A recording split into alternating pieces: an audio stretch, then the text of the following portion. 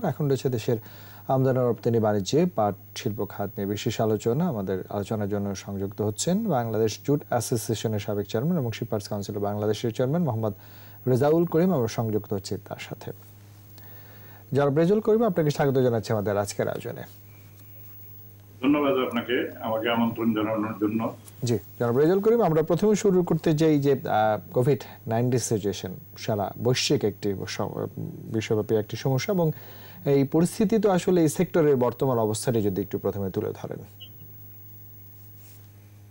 ধন্যবাদ। আমাদের মূলত যে পাট সেক্টরের কথাটা আপনি বলতেছিলেন, আপনি জানেন যে মাননীয় প্রধানমন্ত্রীর নির্দেশে বিজিএমসির যে 25টি জুট মিল ছিল, গত জুন মাসের 30 তারিখের পর থেকে এটা সম্পূর্ণরূপে বন্ধ ঘোষণা করা হয়েছে এবং শ্রমিকদের পাওনাও পরিশোধ করার মাননীয় প্রধানমন্ত্রীর নির্দেশনা অনুযায়ী ইতিমধ্যে 15টি বিজিএমসির পাট কলের সম্পূর্ণ বকেয়া পরিশোধ করা হয়েছে।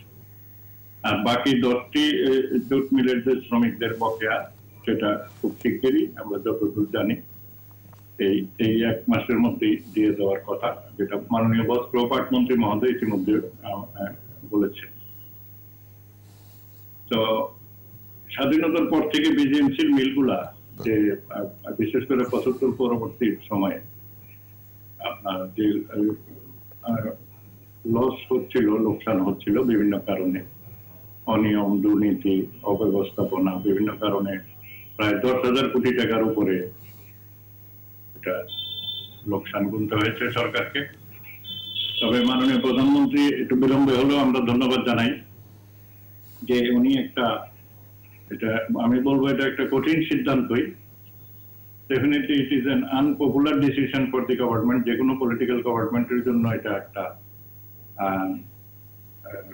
আনপপুলার সিদ্ধান্তই বলা হয়ে থাকে, কারণ বিভিন্ন রাজনৈতিক কারণে কিন্তু আপনার মিলগুলা অনেক সময় বন্ধ করা হয় না। সরকারি বিভিন্ন যে সংগঠন আপনার সংস্থাগুলা থাকে, কেন মাননীয় প্রধানমন্ত্রী খুব কঠিন যে সিদ্ধান্ত নিয়েছেন এবং সরকার, দেশ তথা শ্রমিকদের ভালোর জন্য এই সিদ্ধান্তটা নিয়েছেন।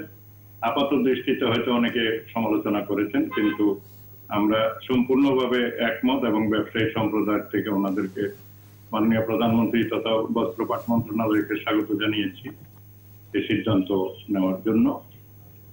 এবং এই মিলগুলাকে যাতে বিক্রি করা না হয়, অতীতে কিন্তু পাট মিলগুলা এই আওয়ামী লীগ সরকারের আমলেই আগে টার্মে কিছু মিল আপনার বিক্রিও করা হয়েছিল, যাতে দেখা গেছিল যে ওইখানে কন্ডিশন না থাকার কারণে পাটকুলগুলাতে পাট এর ব্যবহার করে মিলগুলো চালাতে হবে। এই কন্ডিশনটা আমরা যতদূর জানি শক্তভাবে না থাকার কারণে যারা মিল মালিক মানে যারা কিনেছিল তারা কিন্তু মিলগুলা বিক্রি করে দিয়েছে, পার্টস বিক্রি করে দিয়েছে অন্য সেক্টরে। কেউ হয়তো হাউজিং করেছে, কেউ হয়তো অন্য ফ্যাক্টরি, কেউ হয়তো দেখা গেছে যে আমরা জানি জমি ভাগ ভাগ করে বিক্রি করে দিয়েছে, যেটা আমাদের পাটের কোনো কাজেই আসেনি। আচ্ছা আচ্ছা। তবে এইবার সিদ্ধান্ত আমাদের জানা মতে যে এই জুট মিলগুলা যারাই নিবে, আপাত দৃষ্টিতে এই মুহূর্ত পর্যন্ত যে সরকারের যে সিদ্ধান্ত আছে আমরা জানি, আপনার আইদার পিপি অথবা বেসরকারি খাতে ছেড়ে দিয়ে কন্ডিশনালি আপনার যে এটা জুট মিল, জুট ডাইভার্সিফিকেশন বলেন, যেটাই করেন, কিন্তু পাটের কানেক্টিং মিল হিসাবে এটাকে চালাতে হবে এবং বিক্রি করার কোনো সুযোগ থাকবে না। আচ্ছা আচ্ছা। সেই ক্ষেত্রে হয়তো দীর্ঘমেয়াদী কোনো লোন ব্যবসায়ী মহলের থেকে প্রস্তাবনা দেওয়া আছে সরকারকে। তো মাননীয় বস্ত্র পাট মন্ত্রী সম্প্রতিকালে বলেওছেন যে মিনিমাম 15 থেকে 20 বছরের লিজ না দিলে তো কোনো ব্যবসায়ী বা যারা আগ্রহী তা থাকবে না। এটা ন্যাচারালি কথা, কারণ এটাকে মিলটাকে আধুনিক বিএমআরই করতে হবে এবং শ্রমিক, এবং মাননীয় প্রধানমন্ত্রী বলেছেন যারা যোগ্য শ্রমিক থাকবে তাদেরকেও নেওয়ার সুযোগ থাকবে, কারণ তাদেরকে তো সরকারি ভাবে যখন নাকি পরিশোধ করে টাকাগুলা দিয়ে দেওয়া হবে। কারণ আমরাই যারাই মনে করেন পাট মিলগুলা যদি নেইও, এগুলা তো অন্য সেক্টরের লেবার দিয়ে কাজ করা সম্ভব না। মনে করেন মাটি কাটার লেবার দিয়ে তো আপনার জুট মিল হবে, শ্রমিক কাজ করতে পারবে না। কাজে অভিজ্ঞ যারা শ্রমিক আছে তাদেরকে নিশ্চয়ই আমরাও বাছাই করে তাদের ওই রকম উপযুক্ত বেতনাদি দিয়েই তাদেরকে আমাদেরকে নিতে হবে। এবং সরকারও সে ব্যাপারে আমাদেরকে সাহায্য করবে। এই আরেকটা জিনিস আপনাকে সতর্কতার জন্য আমি বলতে চাই যে অনেকে বলা বলি করতেছিল, অনেক রাজনৈতিক মহল বা যে তাদের জন্য এটা ক্ষতিকারক হয়েছে। আমি বলবো যে মোটেই না, কারণ টোটাল যে এক্সপোর্টটা হয় বাংলাদেশের প্রেক্ষাপটে জুট বলে, এই 5% আপনার শুধু অবদান হলো বিজিএমসির মিলগুলার ছিল, 95%ই কিন্তু বেসরকারি খাতের মিলগুলা। এবং বেসরকারি খাতের মিলগুলা কিন্তু কম্পিটিশনে ওদের সাথে পারত না, এই কারণে যেহেতু বিজিএমসির মিলগুলা সরকার ভর্তুকি দিয়ে চালাই। যে জায়গায় লেবার মনে করেন যে 3 জন লেবারে যে কাজটা করত, বেসরকারি খাত কিন্তু 1 জন লেবার দিয়ে সেই কাজটা করতে পারে। ওদেরকে আপনার ভর্তুকি দিয়ে চালানোর কারণে কিন্তু বেসরকারি খাতের মিলগুলোও কিন্তু একটা কম্পিটিশনের মুখোমুখি হইতে হতো, যেটা আর এখন প্রয়োজন হবে না। অনেকে আবার বলছে যে এই মিলগুলা বন্ধ হয়ে যাওয়ার কারণে চাষিরা উপযুক্ত মূল্য পাবে না, কিন্তু এটা কিন্তু মোটেই সঠিক তথ্য না। আচ্ছা আচ্ছা। কারণ মৌসুমের শুরু থেকে জুলাই মাস থেকে মনে করেন আমরা যারা কাঁচাপাট রপ্তানিকারক আছি, মূলত আমরা কিন্তু চাষিদের থেকে আপনার উপযুক্ত মূল্য দিয়ে পাটগুলো নগদ টাকা দিয়ে কিন্তু আমরা ক্রয় করি। জি জি। এমনকি বেসরকারি খাতের মিলগুলোও কিন্তু অনেক পরে মার্কেটে আসে পাট কেনার জন্য, যার কারণে চাষিরা কিন্তু সবসময় উপযুক্ত মূল্যটা পেয়ে থাকে। আর এই বছর মনে করেন মিল বন্ধ হওয়ার পরেও কিন্তু চাষিরা উপযুক্ত মূল্য থেকে বঞ্চিত হয় নাই, বরঞ্চ আরো বেশি দাম পেয়েছে। এই মুহূর্তে মনে করেন বাজারে আছে 2500 থেকে 3000 টাকা অবধি বিভিন্ন গ্রেড ভেদে পাটের দাম। সেই ক্ষেত্রে দেখা যায় যে অনেক সময় এত কিছুর পরেও বেসরকারি মিল মালিকরা, স্পিনিং মিল মালিকরা বলে যে পাটের দাম বেশি হয়ে গেছে, তাতে লোকসান হচ্ছে। আচ্ছা। এই কথাগুলো কিন্তু ওনাদের অযৌক্তিক, কারণ ওনাদেরকে তো সরকার সাবসিডি দিচ্ছে এবং ভর্তুকি দিচ্ছে তারা ডাইভার্সিফাইড জুট প্রোডাক্ট বানানোর কারণে। তো আপনি তো চাষিদেরকে উপযুক্ত মূল্য দিয়ে পাট কিনবেন, তাদেরকে ঠকাই আপনি পাট কিনলে তো হবে না। আপনি দুই দিকে লাভ করবেন, এটা তো ইট ক্যানট বি। সো আমি মনে করি চাষিরা উপযুক্ত মূল্য পাচ্ছে, মোটেই বেশি মূল্য পাচ্ছে না। কারণ বর্তমান প্রেক্ষাপটে বাজারের যে আপনার এই দ্রব্যমূল্যের যে পজিশন, সেই পজিশন অনুযায়ী পাটের দাম আমি মনে করি ইট ইজ ওকে। কারণ এবং তাছাড়া এই পাটের দামের থেকে 1/3 কিন্তু আপনার পাটখড়ি বিক্রি করেও চাষিরা পায়, কাজেই তারা উৎসাহিত হবে। আর গভর্নমেন্ট যেটা আপনার এই যে ম্যান্ডেটরি জুট প্যাকেজিং অ্যাক্ট করেছে, যেটা বাস্তবায়ন হয়েছে, ইতিমধ্যে প্রায় 282টি পণ্যের মধ্যে আপনার এটা আপনার মানে কার্যকর করার জন্য গভর্নমেন্ট অর্ডার পদক্ষেপ নিচ্ছেন। হ্যাঁ, এগুলা যদি আপনার কার্যকরভাবে বাস্তবায়ন হয় তাহলে চাষিরা, তাহলে আমাদের কাঁচাপাট রপ্তানি করা কিন্তু লাগে না। আর অন এন এভারেজ কাঁচাপাট রপ্তানি কিন্তু বিগত 3-4 বছর যাবত এমনি কমে গেছে। আপনার 9-10 লক্ষ বিলের বেশি কাঁচাপাট রপ্তানি কিন্তু হচ্ছে না। এবং আগে মনে করেন 30 থেকে 35টা দেশে কাঁচাপাট রপ্তানি হতো, এখন অন এন এভারেজে গিয়ে দেখা যায় 15টা দেশে হচ্ছে। তাও এটা earning not more than 1000 crore। বড় ফ্যাক্টর। সেই ক্ষেত্রে আমাদের কাঁচাপাট ব্যবসায়ীরা, রপ্তানিকারকরা যদি আপনার লোকালে ব্যবহার করতে মানে বিক্রি করতে পারে, আমাদের তো অসুবিধা নাই। জি জনাব রেজাউল করিম, আমরা একটা ছোট্ট বিরতি নিতে চাই, বিরতির পর আলোচনায় ফিরব। জি জি প্রিয় দর্শক, আপনার নিচ্ছে একটা বিরতি, আপনারা আমাদের সঙ্গে থাকুন।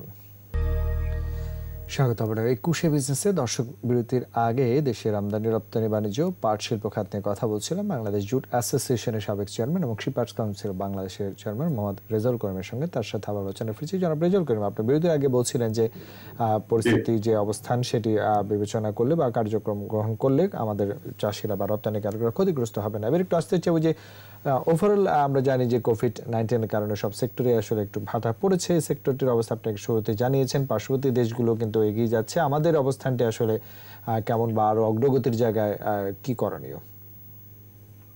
ধন্যবাদ আপনাকে। কোভিড-19 এর কারণে আমাদের যে সেক্টরগুলো, গার্মেন্ট সেক্টরের তুলনায় কিন্তু গার্মেন্ট সেক্টরে একটু ভাটা পড়েছিল, যেটা আবার ইদানিং পিক আপ করতেছে। মাননীয় প্রধানমন্ত্রীর প্রত্যক্ষ নির্দেশনায় বিভিন্ন প্যাকেজ উনি দিয়ে আমাদের ব্যবসায়িক সেক্টরকে উপকার করেছেন, এখনো করে যাচ্ছেন। এর জন্য মাননীয় প্রধানমন্ত্রীকে আমরা জুট তথা ব্যবসায়িক সমাজ থেকে অভিনন্দন জানাই, কৃতজ্ঞতা জানাই। আমাদের জুট সেক্টরের অবস্থা কিন্তু ভালো, ইট ইজ পিকিং আপ। কারণটা হলো আমাদের বায়াররা কিন্তু কোভিড-19 এর মধ্যেও কিন্তু আমাদের এক্সপোর্ট থেমে ছিল না, এবং বিভিন্ন সুবিধাদির কারণে মনে করেন বন্দরের যে সুবিধাগুলো ছিল, বিশেষ করে চট্টগ্রাম বন্দর আমাদেরকে যথেষ্ট, ওনাদের চট্টগ্রাম বন্দর ব্যবস্থাপনা কর্তৃপক্ষে আমরা শিপার্স কাউন্সিলের পক্ষ থেকে আমরা আন্তরিক ধন্যবাদ জানাই। ওনারা এই কোভিড-19 এর মধ্যেও ব্যবসায়িক সমাজকে যথেষ্ট সহযোগিতা করেছেন, এবং মাননীয় নৌ প্রতিমন্ত্রী মহোদয়কেও আমি শিপার্স কাউন্সিলের পক্ষ থেকে ধন্যবাদ জানাই, কৃতজ্ঞতা জানাই। উনি বিভিন্ন ব্যাপারে আমাদের ব্যবসায়িক সমাজকে ছাড় দিয়েছেন, বিভিন্ন আপনার সারচার্জ মওকুফ করে দিয়েছেন। তারপরে যেটা আপনার 3 দিনের কথা আমরা ফ্রি টাইম পাইতাম, মনে করেন 15 দিন করে দিয়েছেন উইদাউট এনি পেনাল্টি। এবং একই সাথে বন্দর ব্যবস্থাপনা কর্তৃপক্ষ, বিশেষ করে চট্টগ্রাম বন্দর ব্যবস্থাপনা কর্তৃপক্ষ যথেষ্টভাবে ব্যবসায়িক সম্প্রদায় এবং আমদানি পণ্য আমদানি এবং রপ্তানির ক্ষেত্রেও দ্রুততম সময়ের মধ্যে কাজ করে গিয়েছিলেন। এবং চট্টগ্রাম বন্দরেও কিন্তু কোনো জট তখনও ছিল না, যে জটটা হঠাৎ করে কিছুদিনের জন্য ছিল, আপনারা জানেন, আমরাও জানি, সেটাও খুব দ্রুততম সময়ের মধ্যে ওনারা মিট করেছিলেন। এবং এই চট্টগ্রাম বন্দর ব্যবস্থাপনার কর্তৃপক্ষের উপরে আমরা সন্তুষ্ট, বিজনেস কমিউনিটি আমরা তাদেরকে থ্যাঙ্কস দিয়েছি। এবং ভবিষ্যতে আর জট থাকবে না, কারণ ওনাদের সেবার মান অনেক উন্নত হয়েছে। আর তাছাড়া আরেকটু বলতে চাচ্ছি যে আগামী বছর জুন নাগাদ পতঙ্গায় আরেকটা নতুন টার্মিনাল হয়ে গেলে আরো মোটামুটি আপনার এই যানজটের মানে আপনার জাহাজ জটের সমস্যার সমাধান হয়ে যাবে। আচ্ছা, এখানে আপনার পাটের প্রসঙ্গে যেটা আবার একটু ফিরে আসি, আপনার ভারতে আমাদের প্রতিবেশী দেশ, বিশেষ করে আপনি জানেন যে আমাদের ওয়েস্ট বেঙ্গলেই মূলত জুট মিল গুলা বেশি। ওখানেও কিন্তু আপনার আমাদের কাঁচা পাটের চাহিদা সবসময় থাকে, এবং আমরা আপনার সরকারিভাবে আমরা ওইখানে প্রায় 2-3 লক্ষ বেল পাট প্রতি বছরই মিনিমাম রপ্তানি করে থাকি। এই বছর ওখানেও একটু পাটের দাম বাড়াবাড়ির কারণে ওরাও কিন্তু একটা আইন করে এটার মোটামুটি কন্ট্রোল করেছে। আমরা যেটা আমাদের বস্ত্র পাট মন্ত্রণালয় থেকেও এখানে করা হয়েছে, যেমন এই আপনার অতি সম্প্রতি 6ই নভেম্বর ভারতের জুট কমিশনার অফিস থেকে আমার কাছে সার্কুলার আছে। এই মাসের 6ই নভেম্বর তারিখে তারা আরেকটা লেটেস্ট সার্কুলার দিয়েছেন, যে যারা মানে মধ্য স্বত্বভোগী বলেন বা ফরিয়া বলেন, তারা 500 quintal, it means on an average 1011 মণ পাটের বেশি 10 দিনের বেশি পাট তারা স্টক করতে পারবে না। কারণ দাম পাটটা হোল্ড করে তারা যে দাম বাড়ায় নিবে ওইটার সুযোগ আর নাই, এবং এই পাট বিক্রি করে দিতে হবে। সেই ক্ষেত্রে আমাদেরও এই বস্ত্র পাট মন্ত্রণালয়ের অধীন যে পাট অধিদপ্তর আছে তাদেরকেও আমরা আমাদের অ্যাসোসিয়েশন মারফত আমরা অনুরোধ করেছি, এবং ইতিমধ্যে ওনারাও দিক নির্দেশনা দিয়েছেন যে আমার জানা মতে অনেকটা মনে করেন 1002 মণের বেশি পাট এই একটা স্বল্প মেয়াদী টাইম দেওয়া আছে, এর বেশি ওনারা এই পাটটা রাখতে পারবে না। It means it should come out in the market. কারণ এই মুহূর্তে কিন্তু আপনার চাষিদের কাছে কিন্তু পাট 5-10% নাই। জুলাই মাসে পাটটা শুরু হয়, ম্যাক্সিমাম আপনার ডিসেম্বর পর্যন্ত চাষিদের কাছে পাটটা থাকে। তো চাষিদের পাটটা কিন্তু অলরেডি 80-90% পাট মার্কেটে এসে গেছে। আমরা সরাসরি কিনছি, কিছু ফরিয়াদের কাছে আছে, কিছু অন দি ওয়ে আছে, এরকম। তো কাজেই চাষিরাও ইনশাল্লাহ ন্যায্য মূল্য পাচ্ছে এবং ভবিষ্যতেও পাবে। যে পদ্ধতিতে আমাদের মাননীয় প্রধানমন্ত্রীর নির্দেশনায় আমরা এগিয়ে যাচ্ছি, বস্ত্র পাট মন্ত্রণালয়ের মাননীয় বস্ত্র পাট মন্ত্রী মহোদয়, আপনারা আমরা সবাই জানি he is a seasoned businessman, also he is a freedom fighter. উনি খুব ভালো করে ব্যবসায়িক সমস্ত সমস্যা বা সমাধানের উপায়কে উনি জানেন।